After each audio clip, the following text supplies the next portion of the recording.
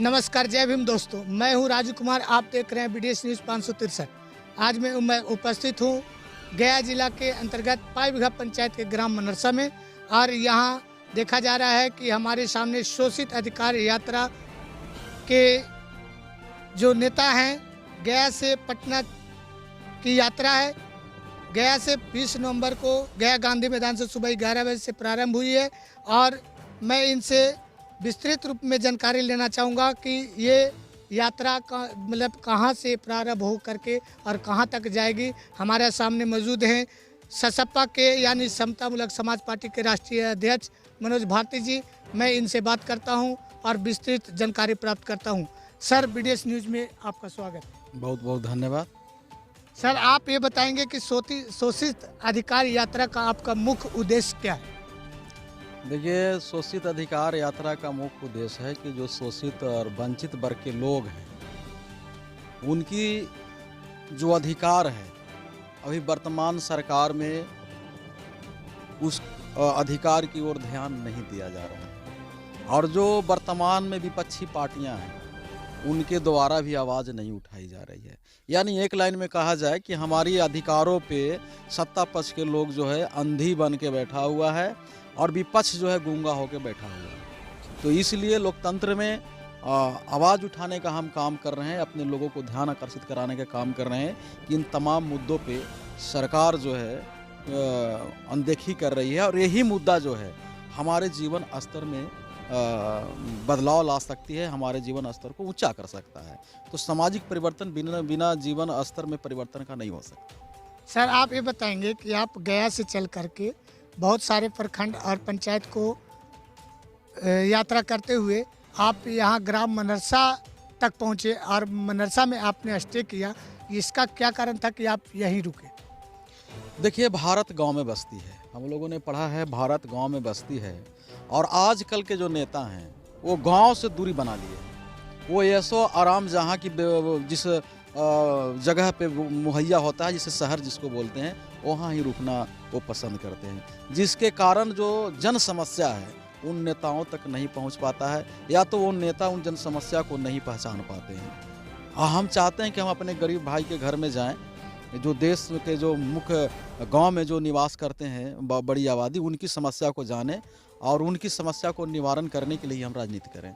अच्छा सर, एक बात और बता दीजिए कि आपने इसमें आपका एक पर्चा है जो शोषित अधिकार यात्रा है।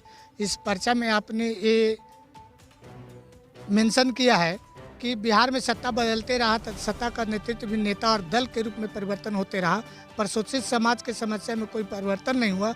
आप किस प्रकार की परिवर्तन की बात कर रहे हैं? देखिए, जो बाबा साहब ने लोकतंत्र हम लोगों को दिया, सरकार चलाने का मौका उन्होंने वोट के माध्यम से दिया।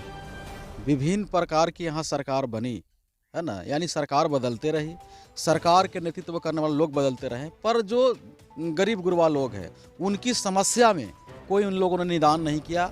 आज उनकी समस्या जस का तस बैठा हुआ है। समस्या जस्ट लाइक मैंने अभी क्वेश्चन किया कि किस प्रकार की समस्या की बात कर रहे हैं। इसमें समस्या भी लिखा हुआ है, अभी समस्या इसमें लिखा सर, आप अपने मुंह से हाँ, मैं ये बता रहा हूँ कि हमारी जो विभिन्न समस्या है, खास करके मान लिया कि शोषण का, इसमें लिखा हुआ है कि सरकार बदली तो हमारी शोषण जो हो रहा है, सामाजिक हो या आर्थिक हो या राजनीतिक शोषण हो, उसमें निदान नहीं हुआ, बल्कि शोषण करने वाला बदल गए। जिस दल की सरकार आई उसके समर्थक, उसके नेता जो है दबंग किस्म के जो लोग हैं शोषण करना शुरू कर दिया। जैसे अभी मैं बता रहा हूँ, नंबर 1 में है SC ST जो यहाँ सर्विस करने वाले लोग हैं, उनको प्रमोशन में आरक्षण जो है अभी तक सरकार रोक के रखी हुई है। क्यों रोक के रखी हुई है ये बताए। दूसरा कि यहाँ जो न्यायालय है, न्यायालय में आरक्षण नहीं है, जिसके कारण जो है न्याय पद्धति जो है जाति पात पे बटा हुआ है। तीसरा कि यहाँ निजीकरण सरकार करते जा रही है, जिससे आर्थिक विषमता समाज में पैदा होगा, तो उस पर निजीकरण में भी आरक्षण लागू करो। सर मैं रुकना चाहूँगा। सर, आप अभी बोल के निकले हैं कि जाति पर बटा हुआ न्यायालय जो है, न्यायिक पद जाति पर बटा हुआ है। आप खुले तौर पर कैसे कह सकते हैं कि न्यायिक पद जो है वो जातिवाद में बटा हुआ है? देखिए, हर एक सुप्रीम कोर्ट का ये पावर है कि आप किसी न्यूज़ के माध्यम से आप संज्ञान ले सकते हैं। नारायणपुर बाथे शंकर बिगहा हत्याकांड हुई है, कोई मुजरिम है इसमें? सुप्रीम कोर्ट से मैं पूछना चाहता हूँ, देश की राज्य की सरकार से मैं पूछना चाहता हूँ और देश की सरकार से, कौन मुजरिम है उसमें? अगर मुजरिम अभी तक नहीं पकड़ाई है तो क्या कोई आदेश जारी किया है उसको पकड़ने के लिए? और अगर कोई मुजरिम नहीं है तो मारा उसको को। सैकड़ों दलित मारे गए, आज तक उसमें कोई एक चिरई को भी फांसी नहीं लगा, एक चिरई भी आज तक जेल में नहीं है। क्यों नहीं है? तो इस जातिवादी है, नहीं तो और क्या है? चलिए सर, आखिरी बार मैं ये पूछना चाहता हूँ आपसे, एकदम लास्ट क्वेश्चन हमारा होगा।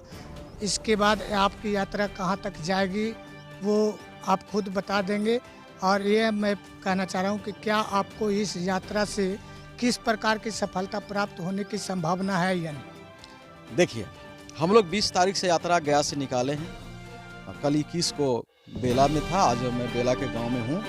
आज मैं जहानाबाद में मखदुमपुर, यानी 22 को मखदुमपुर में, 23 को जहानाबाद में, 24 को मसौढ़ी में, 25 को पुनपुन और 26 को मुख्यमंत्री के घेराव करेंगे संविधान दिवस पर। क्या घेराव से आपको ऐसा एहसास होता है कि घेराव करने से हमारे शोषितों का जो शोषण किया जाता है वो रुक सकता है? देखिए, इसमें दो चीज़ है। हमारी मांग जायज़ है, सरकार मांग ले तो जनता को विश्वास होगी कि नीतीश कुमार हमारा सरकार है। अगर नहीं मानते हैं तो जनता के बीच में नीतीश कुमार के पर्दाफाश होगा कि ये सरकार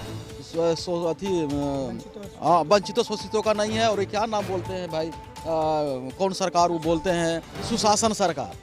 तो जनता को ये साबित हो जाएगा कि नीतीश कुमार के काम सुशासन का है, नाम सिर्फ सुशासन का है। दो चीज़ होगा, अगर सरकार ये पूरा नहीं करती है तो ये हमारा संकल्प पत्र है, जनता फिर मेरे साथ आए, हम ये पूरा करेंगे। चलिए, बहुत बहुत धन्यवाद। अब सुन रहे थे हमारे साथ बैठे हुए समतामूलक समाज पार्टी के राष्ट्रीय अध्यक्ष मनोज भारती की आंखों देखा हाल। अपने मुँह ज़ुबानी उन्होंने कहा कि मैं शोषितों के खिलाफ हो रहे अन्याय को चाहे जैसे भी हो, जनता की मदद से, रैली की मदद से, अपने स्तर से जैसे भी है, मैं शोषितों का अधिकार दिलवाऊंगा। आज तक इतना ही। देखते रहिए PDS न्यूज़ 563। कैमरामैन अनिल के साथ मैं राजकुमार। नमस्कार।